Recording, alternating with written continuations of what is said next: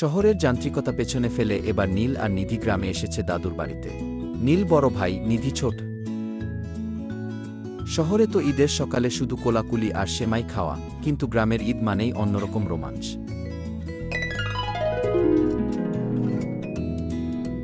ভোরবেলা যখন শিউলি ফুলের গন্ধে বাতাস ভারী হয়ে আছে, নীল তার ছোট বোনকে ঘুম থেকে টেনে তুল। এই নিধি, ওঠ। নদীর ওপারে সূর্য ওঠার আগেই কিন্তু আমাদের নতুন জামা পরে রেডি হতে হবে। কি? নিধি চোখ কচলাতে কচলাতে হাসল।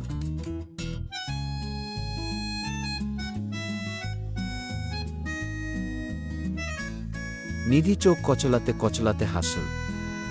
দাদুর দেয়া লাল ফ্রকটা পরে সে যখন উঠোনে এলো, দেখল নীল সবুজ রঙের পাঞ্জাবিতে একদম বড় মানুষ হয়ে গেছে।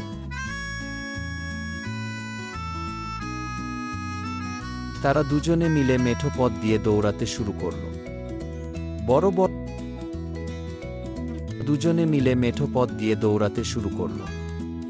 বড় বড় তালগাছের মাথা চিরে যখন রোদ উঠল, নিধির মনে হলো সারা গ্রাম যেন আজ সোনা দিয়ে মোড়ানো।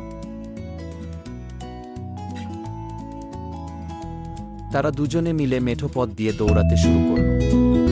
বড় বড় তালগাছের মাথা চিরে যখন রোদ উঠল, নিধির মনে হলো সারা গ্রাম যেন আজ সোনা দিয়ে মোড়ানো। ঈদের বিকেলের আসল মজা। নামাজ পড়ে নীল বাড়ি ফিরতেই নিধি বায়না ধরল।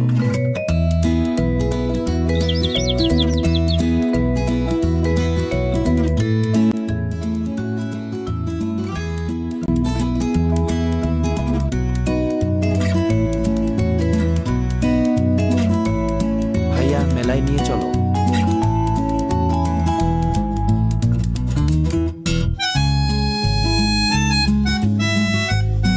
নীল তার জমানো সব সালামি বের করে নিয়ে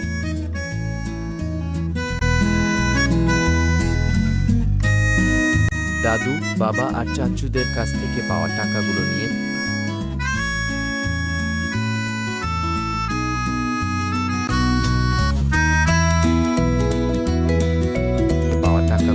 সে নিধিকে মাটির পুতুল, কাচের চুড়ি আর বড় একটা লাল নাগরদোলায় চড়িয়ে দিল।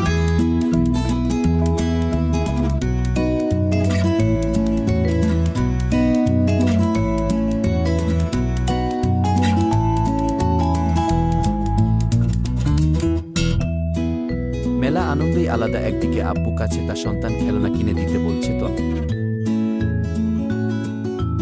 একদিকে আকাশ যেন মিচিকে হাঁটছে।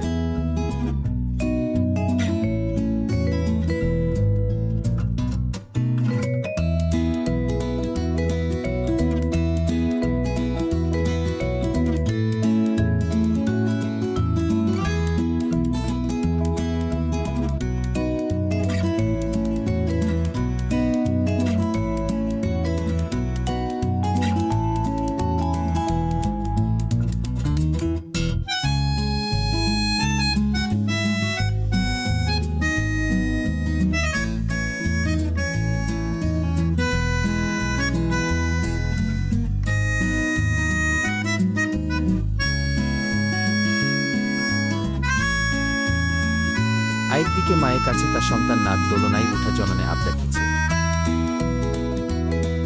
নীল নিজে কিছুই কিনল না। নিধি অবাক হয়ে জিজ্ঞেস করল, ভাইয়া, তুমি কিছু নিলে না কেন? নীল মুচকি হেসে বলল,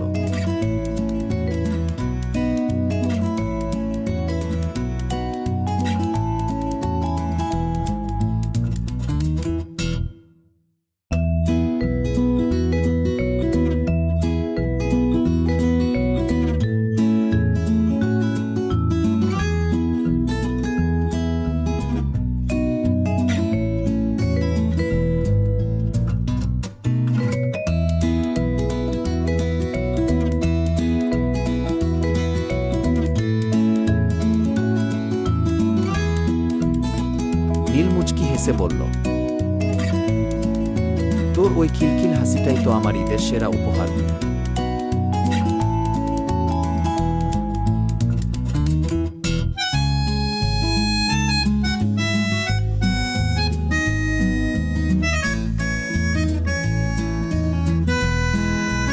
আকাশে তখন চিকচিক করছে বাঁকা চাঁদ।